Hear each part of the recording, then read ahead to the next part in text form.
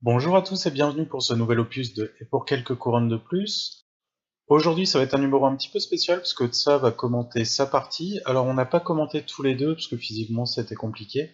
Donc je lui ai envoyé un exemplaire de la vidéo, il a commenté sa partie, je commente la mienne. Donc ce sera pas un vrai dialogue mais au moins vous pourrez avoir le point de vue des deux joueurs. Si ça vous plaît, n'hésitez pas à laisser un petit commentaire et à ce moment-là j'essaierai de réaliser ça le plus souvent possible quand ce sera réalisable. Je laisse donc Antoine présenter sa liste. Alors bonjour à tous, je vais donc commenter la partie Grimkin de la vidéo. Déjà on va faire un petit point sur les proxys pour que tout le monde sache à quoi ressemble mon armée.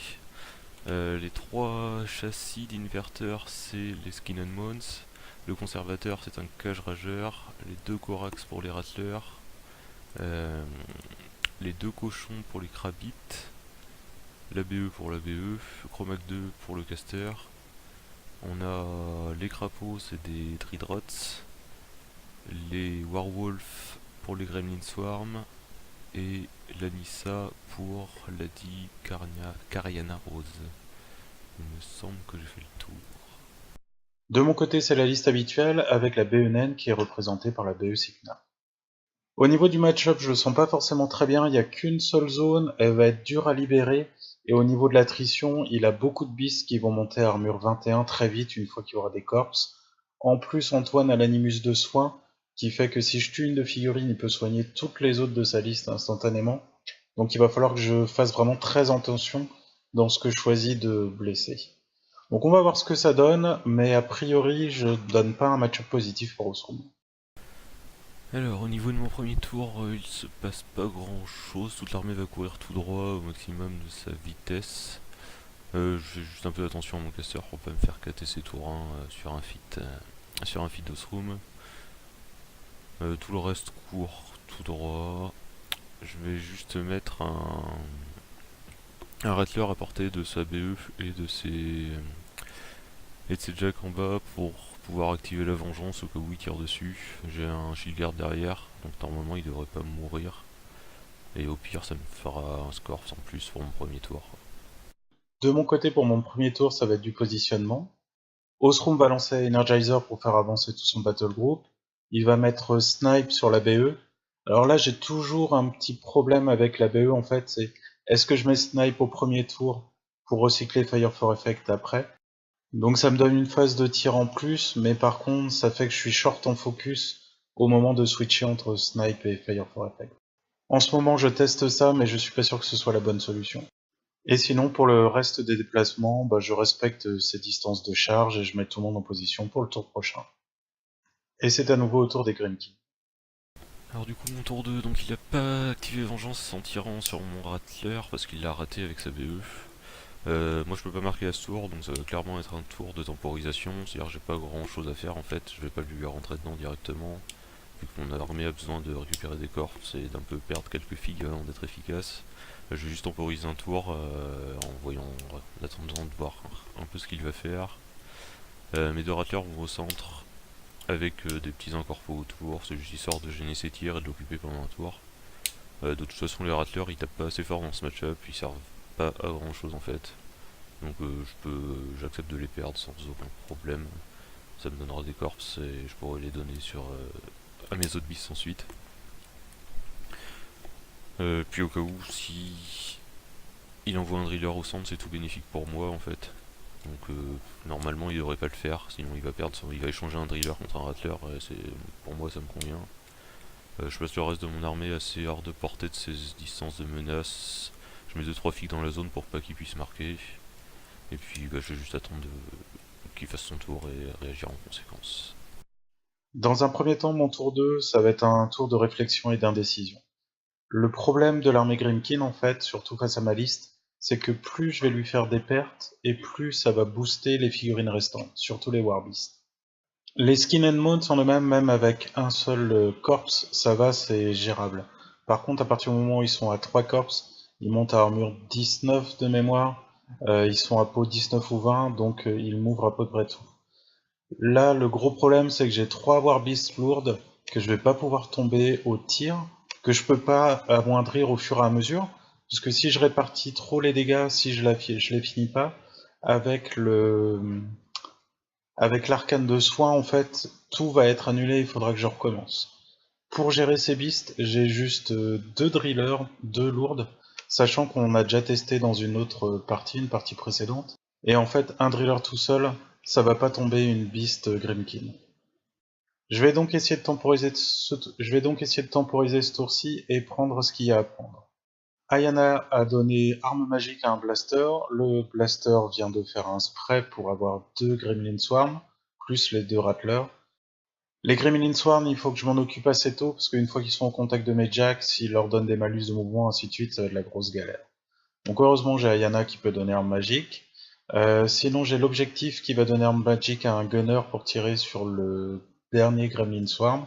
Malheureusement, ça va être shield gardé, donc il va rester un incorporel pour le prochain tour. Et autrement, je vais concentrer mes tirs sur les 2 Rattlers qui sont derrière le mur. Bien sûr, Ostrom affûté, ça va me permettre de mieux encaisser la riposte qu'il y aura. J'envoie un beau cours charger un des Rattlers, celui qui est le plus abîmé, pour le finir. Puis ça va être au tour de la Battle Engine qui a reçu Fire for Effect ce tour-ci. D'ailleurs non, elle a toujours Snipe. Non, d'ailleurs j'ai droppé Snipe. Donc elle a plus de sort, elle va tirer sur un Skin and Bones pour essayer de le stagger, mais ça va pas marcher. Il y a une partie des dégâts qui va être absorbée par le Krabit. Je vais tuer quelques Dreadrots avec les tirs secondaires. Et enfin, je vais faire courir un beau cours pour essayer de bloquer les lignes de charge vers ma BE. Ça, c'est un mouvement très bête en fait, puisque j'ai pas beaucoup d'outils pour le corps à corps. Et là, il va être tué très facilement et ça va juste donner un corps en plus au Gremkin. Alors du coup, Osrum a fit, donc a priori je vais pas pouvoir vider la zone Astour et marquer 2 points, à part un gros malentendu avec mon Rattler au centre. Donc là mon objectif ça va être d'aller tuer la BE, pour ça je dois commit une beast, a priori ça va être le Cage Rageur parce que j'ai pas grand chose à Arcane Vortex dans ce match-up. Donc autant perdre lui plutôt que perdre un Skin and Bones. Là je vais faire mon mouvement de vengeance avec le Cage Rageur pour se mettre à portée de la BE. Bon, en plus ça permet à mon Skin and Bones en bas d'aller charger les 2 beaux cours et de les tuer. Du coup il va récupérer 2 corps et passer directement à 19 d'armure sans que j'ai besoin de lui enfiler avec la BE, ce qui est plutôt pas mal pour moi. Donc là il s'avance, il tape tranquillement sur les beaux cours, il tape sur la poule aussi, et il la termine pas, il doit lui rester 4 ou 5 PV je crois, et donc tous ces systèmes importants. Mais ce n'est pas très grave à ce moment de la partie. Là je dégage un peu le chemin pour que mes Tridrots puissent passer, ils sont un peu bloqués parce que c'est un peu le bordel de mon côté de table, il y a trop de figurines trop proches. Puis je fais un peu n'importe quoi, il y en a un qui doit se retrouver hors de commandement parce que j'aurais bloqué le couloir de charge de ma beast sinon, c'est pas très grave. Lady Cariana Rose va s'avancer et mettre en rage sur mon Cage Rageur. The Child va abuse mes 2 beasts, donc le Rattler du centre et le Cage Rageur, et pas faire grand chose d'autre, il va camper dans le coin de la zone. Le Cage Rageur charge gratos tranquillement la BE, il va la tuer, il lui reste quelques furies, donc il va tuer l'objet en passant parce que c'est gratuit. Le Rattler du centre va s'avancer, alors j'espère pas grand chose, hein, mais sur un malentendu il va tuer la poule et les 3 solos, je vais marquer 3 points directement. J'y croyais moyennement, mais on sait jamais. Donc effectivement il tue pas la poule, comme attendu. Ma BE, alors là c'est encore comme d'habitude le bordel de mon côté, donc je peux pas l'avancer autant que je voudrais, je file quand même de corps sur le Skin and Moon qui va s'avancer.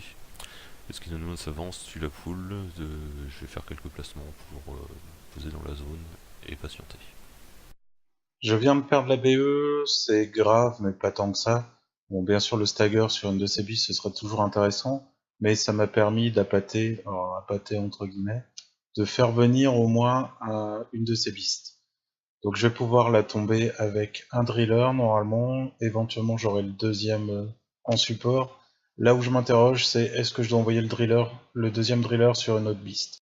Je suis pas sûr de tomber cette deuxième beast et ça me fera perdre automatiquement le driller. Donc est-ce que je me contente juste de prendre une beast et j'attends un petit peu, ou est-ce que j'essaie d'être un peu gourmand au risque d'être encore plus mal dans la partie. Je vais choisir l'option de la sagesse et me contenter du Cage Rager. Pour le reste du tour, je vais essayer de réarranger quelques pièces avec Bulldoze, donc pour ça il faut que j'avance un petit peu Ostrom vers le bas, ce que je fais à l'instant même. Et surtout, il ne faut pas que je blesse une des figurines du Battle Group à moins de 5 pas de The Child, sinon ça va enclencher la vengeance. Donc c'est pour ça qu'avec Bulldoze, je vais essayer d'éloigner certaines de ces figurines.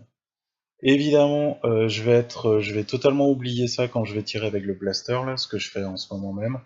Je vais viser un Krabit, je vais le tuer, et ça déclenche la vengeance. Donc ça veut dire que maintenant, il va falloir que j'essaye de protéger le mieux possible Osroom, parce que d'une situation où j'étais à peu près correct, maintenant il va y avoir des charges non linéaires, et ça va être le bordel.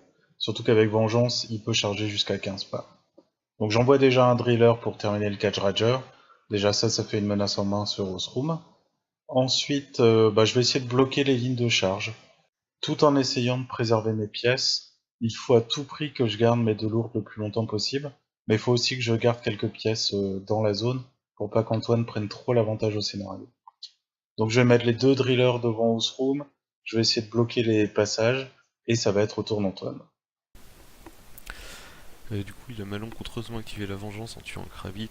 Je vais regarder un peu ce que ça donne avec le mouvement de vengeance. Le Skin on Mons peut sans trop de problème faire son mouvement de vengeance et avancer sous Abuse pour taper sur Osroom.